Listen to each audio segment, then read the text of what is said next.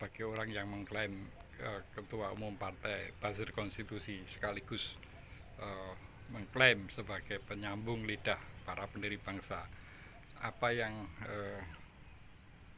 gebrakan yang dilakukan oleh pemerintahan Mr. Prabowo di awal-awal masa baktinya ini, saya secara pribadi memberikan apresiasi yang tinggi kepada Mr. Prabowo melalui jajarannya Menteri Hukum, ya, yaitu untuk melaksanakan putusan MK terkait dengan Undang-Undang Cipta Kerja. Ya, meskipun ada urgensi teknis yang harus segera diselesaikan menurut Menteri Hukum, yaitu mengenai penetapan upah minimum. Itu yang lebih fundamental, yaitu ini masih related dengan apa yang pernah diucapkan oleh Mr. Prabowo, yang most important itu not our minerals but our people, itu termasuk tentunya adalah kaum buruh. Nah, ini mestinya menjadi titik awal yang perlu memperoleh support dari masyarakat Indonesia agar kehidupan buruh tidak hanya dianggap sebagai faktor produksi, tetapi sebagai partner kerja dari kalangan pengusaha. Ya, antara kepentingan pengusaha dan buruh itu ya tidak perlu dipertentangkan. Toh kalau dicapai harmonisasi antara kepentingan buruh dan pengusaha, itu yang diuntungkan adalah semua pihak, tidak hanya buruh tetapi juga pengusaha. Nah, ini saya kira satu kado yang lumayan menggembirakan bagi kaum buruh. Tinggal nanti pelaksanaannya ya kita mesti bersabar untuk hal itu akan terlaksana dengan sempurna.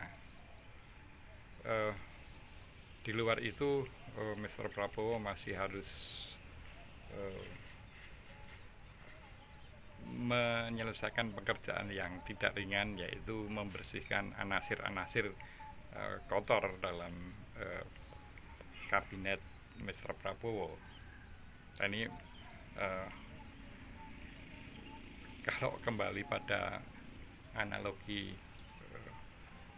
pemain catur, itu memang Mr. Prabowo dihadapkan satu pilihan bahwa harus bermain taktikal, not posisional, karena ya realitas politik memang mengharuskan Mr. Prabowo itu bermain taktikal. Tetapi kalau permainan taktikal itu sampai mengabaikan atau melupakan atau bahkan meninggalkan prinsip posisional, maka kita khawatir bahwa Mr. Prabowo akan terjebak dalam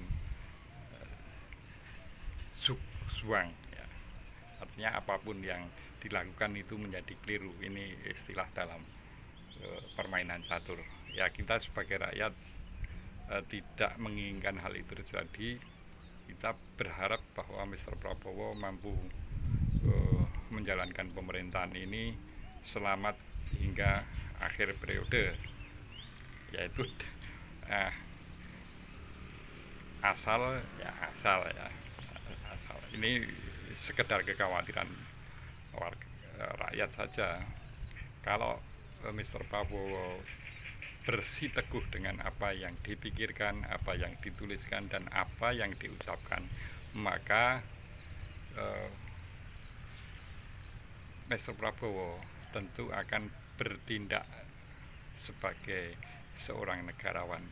Ya, meskipun tidak dipungkiri bahwa Mr. Prabowo adalah seorang politisi, tetapi seorang politisi yang dibingkai dengan sikap kenegarawan itu tentu hasilnya akan berbeda dibanding misalnya seorang yang seolah-olah negarawan tetapi sesungguhnya atau frame besarnya adalah seorang politisi.